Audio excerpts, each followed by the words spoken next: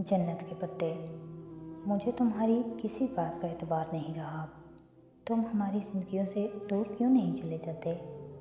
और तुम किसी दिन सारा माल समेट कर दूर चले भी जाओगे, मैं जानती हूँ। और फिर क्या होगा? अन्ने वो कितना हर्ट होंगी। और मेरी बहन, उसकी आवाज़ में दुख की जगह गुस्से ने ले ली। मेरी बहन से बेतकल्लुफ़ मत हुआ करो। मैं नहीं चाहती कि वो तुम्हारी वजह से हर्ट हो। सुना तुमने? वो सुर्ख हाथ की अंगुश्त शहादत उठाकर तंबीह करते हुए बोली थी। जहान ने उसी के अंदाज में हाथ उठाकर दरवाजे की तरफ इशारा किया। निकल जाओ इस कमरे से, अभी इसी वक्त निकल जाओ। मैं तुम्हारी शक्ल भी नहीं देखना चाहता। वो मज़ीद कोई अल्फाज कहे बिना गीले चेहरे के साथ भागती हुई कमरे से बाहर निकल गई। उसके जाने के बाद जहान ने हाथ से अपने रुखसार को छुआ। क्या ये सिला होता है कुर्बानियों का? सारी ज़िंदगी गारत कर दो और बदले में क्या मिले? गालियाँ, थप्पड़, लानत, मलामत। मगर नहीं, इंसान तो किसी चीज़ का सिला नहीं दिया करते। फिर उनके रवैये का अफसोस क्या करना। रात खाने के बाद वो बहुत सोचकर आयशा के पास पिछले बागीचे में आया। वो अपनी वर्क टेबल पे काम कर रही थी।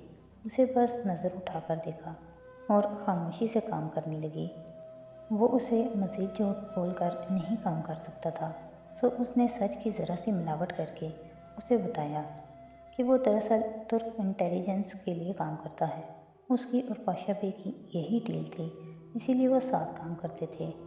मगर पाशा बे गिरफ्तार हो गया था और अगर अन्य को ये बताया जाता तो वो बहुत ज़्यादा हर्ट होती। हाँ, वो पाशा बे से उस दिन झगड़ा ज़रूर था, मगर सिर्फ इसलिए कि वो चाहता था कि तैयब हबीब पाशा अन्य से आकर मिल ले। मगर पाशा अपनी मजबूरियों का रोना रोए जा रहा था, जिनकी वजह से वो अन्य से नहीं मिल सकता था। कौन सी मजबूरियाँ? अगर वो जेल से रिहा हो गया है तो वो यहाँ क्यों नहीं आता? वो मुतज़ब्ज़ब सी पूछ रही थी। देखो, वो रिहा नहीं हुआ, वो मफरूर है। अब वो अंडरग्राउंड है, इस तरह आज़ादी से नहीं घूम फिर सकता। मगर बहुत जल्द वो वापस आ जाएगा। लेकिन ये जेल वाली बात वादा करो तुम किसी को नहीं बताओगी। उसके संजीदगी से कहने पे आयशा ने वादा कर लिया और माजरत भी कर ली, मगर उसने आयशा की माजरत कबूल नहीं की। आखिर उसने बहुत सख्ती से कहा कि मुझे तुम्हारे रवैये से दुख पहुंचा है। मैं अपना काम ख़त्म करके तुम्हारे ख़ानदान का सारा पैसा तुम्हें लौटाकर यहाँ से चला जाऊँगा और तुम या तुम्हारी बहन से बेतकल्लुफ़ नहीं होऊंगा। लेकिन तुम्हारी इस बदतमीज़ी को भुलाने के लिए मुझे वक्त लगेगा। सॉरी, उसने नदामत से सर झुका दिया। वो बिना कुछ कहे उठाया। एक दफ़ा वो फिर आयशा को मसरूफ़ करने में कामयाब हो गया था। अब कितने ही दिन वो इस नदामत से बाहर नहीं निकल पाएगी। Good, very good. वैलेंटाइन की रात उसने हाशिम के ज़रिए हया के कमरे के बाहर फूल रखवाए थे। अलबत्ता आज उसने कागज़ पे अपने पैगाम के साथ नीचे लाइम इंक से ARP लिख दिया था। साथ में उसने कागज़ को ज़रा अलाइम की खुशबू की स्प्रे करके बंद किया था, ताकि खोलने पे वो गीला ही महसूस हो और वो उसे आंच ज़रूर दिखाए। पता नहीं वो ARP से क्या आगाज़ करती है। उसने ARP के नाम की तख्ती दलार में अपने ऑफिस के बाहर भी लटका रखी थी। लोग उसको अब्दुर्रहमान पाशा का मुखफ़्फ़फ़ ही आगाज़ करते थे, जबकि वो उससे अपने कोड नेम एजेंट रोज़ पेटल मुराद लिया करता था। शायद इसलिए कि अब्दुर्रहमान पाशा की हैसियत से काम करते हुए भी वो कभी ना भूल सके कि उसकी असलियत क्या है। मगर एक बात उसे तंग कर रही थी। हया को किसने बताया कि अब्दुर्रहमान पाशा कौन है? वो दलार में मशहूर था, मगर इस्तांबुल तो एक पूरी दुनिया थी। वहाँ उसको कम ही लोग जानते थे। यकीनन किसी ऐसे शख्स से मिली होगी जिसका अब्दुर्रहमान पाशा से माजी में कोई वास्ता रह चुका होगा। जो भी था, दुनिया वाकई गोल थी, मगर वो सिर्फ ये जानना चाहता था कि क्या वो जानती है कि जहान ही अब्दुर्रहमान पाशा है। वो एक दिन उसे ज़रूर बता देगा, मगर उस दिन के आने तक उसे उस चीज़ को राज रखना होगा। जब तक वो ये ना जान ले कि वो दोनों ज़िंदगी के सफ़र में एक साथ चल सकते हैं या नहीं। हाँ, तब तक वो एक अच्छे एजेंट की तरह अपने अदलाव वाले कवर को इस्तकलाल स्ट्रीट वाले कवर से अलग रखेगा। بہارے سے اس نے بے تکلف ہونا واقعی چھوڑ دیا تھا۔ عائشہ سے وہ خود مخاطب بھی نہیں ہوتا تھا۔ آج کل ویسے بھی ادالار میں حالات اتنے اچھے نہیں جا رہے تھے کہ وہ زیادہ وقت ادھر گزارے۔ اسے معلوم تھا طیب ابھی پاشا پھر کسی دن جھگڑا کرنے پہنچ جائے گا۔ لالچی انسان صبر نہیں کر پا رہا تھا، اور پھر ایک دن وہ خود تو نہیں آیا مگر اپنی ایک ساتھی عورت کو برگر کنگ اس سے بات کرنے بھیج دیا۔ پاشا بھی فوری طور پر کسی دوسرے ملک سیٹل ہونا چاہ رہا تھا، مگر اسے اس کی فیملی سمیت یہاں سے بھیجنا جہان کے لیے مسائل پیدا کر سکتا تھا۔ وہ کافی دیر اس کی ساتھی خاتون سے بحث کرتا رہا کہ وہ انتظار اور اعتبار کرنا سیکھ جائے، مگر گفتگو تلخ سے تلخ ہوتی جا رہی تھی۔ ساتھ ہی ساتھ اس کا موبائل الرٹ دے رہا تھا۔ بالآخر اس نے گفتگو درمیان میں روک کر موبائل دیکھا۔ اس کا ٹریسر الرٹ اس کی بیوی قریب ہی تھی، استقلال اسٹریٹ کے دہانے پر۔ اللہ اللہ، یہ ساری عورتوں کو لڑنے کے لیے آج کا دن ہی ملا تھا۔ وہ جی بھر کے بیزار ہوا تھا۔ یہی ڈر تھا اسے اپنی ذاتی اور کاروباری زندگی کو الگ الگ رکھنے کی کوشش میں کچھ غلط نہ ہو جائے۔ اس کے کاروباری لوگ اس کی ذاتی زندگی سے وابستہ کسی لڑکی کو دیکھیں، دوسرے معنوں میں اس کی کوئی کمزوری پکڑنے کی کوشش کریں۔ یہ وہ آخری چیز تھی جو وہ چاہتا تھا۔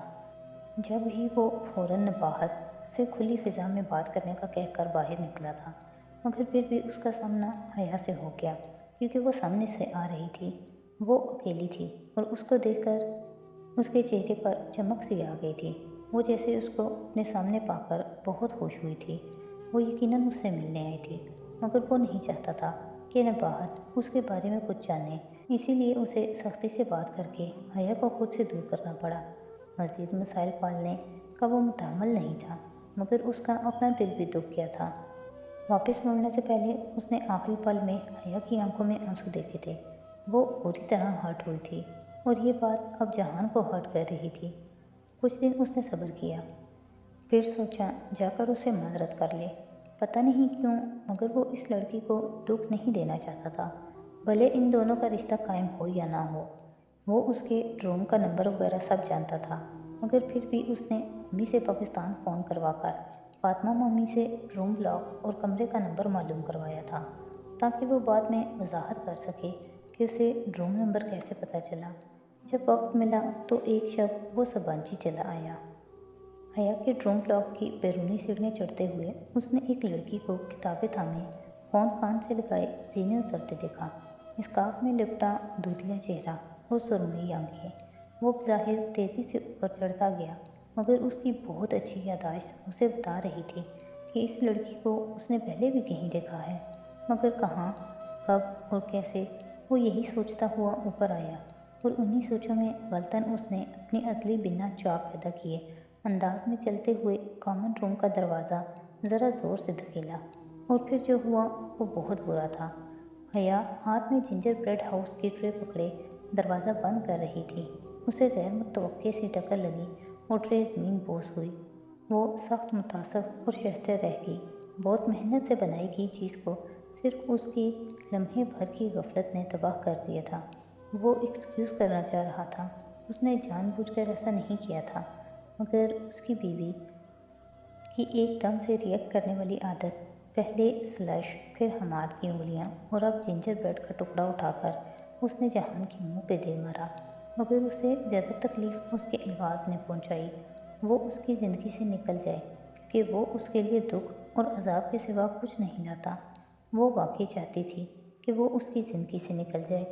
وہ جھیل تک اس کے پیچھے گیا، پھر اسے بتانے کی کوشش کی کہ اپنی تیز زندگی میں بہت تیز چلتے ہوئے وہ اس کا بہت نقصان کر بیٹھا ہے، مگر وہ اس کی کوئی بات نہیں سننا چاہتی۔ اس کے جانے کے بعد وہ بہت دیر تک جھیل کے کنارے بیٹھا رہا۔ آج وہ بہت غصے میں تھی، اور یہ غصہ صرف جنجر بریڈ کے ٹوٹنے کا نہیں تھا۔ کیا ان دونوں کے درمیان کچھ باقی تھا؟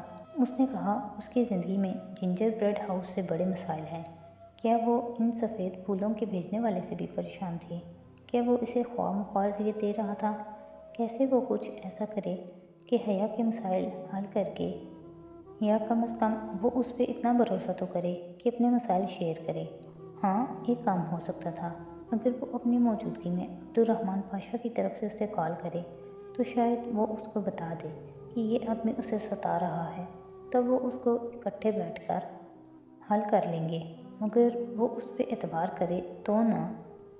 اس نے ریکارڈڈ کال کا ٹائم سیٹ کیا اور پھر حیا کے روم تک گیا، اسے کال کی اور حسب توقع اس نے کال اٹھا لی، لیکن جیسے ہی حیا کو پتہ چلا کہ وہ اس کے کمرے کے باہر ہے، وہ ایک دم بھاگتی ہوئی باہر آئی۔ وہ حواس باختہ بھی ہوئی تھی اور شرمندہ بھی، جیسے وہ سب کچھ کرنے کے بعد اسے پچھتاوا تھا، مگر یہ بات کہہ بھی نہیں پا رہی تھی۔ جہان نے سوچا چائے کے ساتھ ڈسکس کر لیتے ہیں، سو وہ دونوں کچن میں چلے آئے۔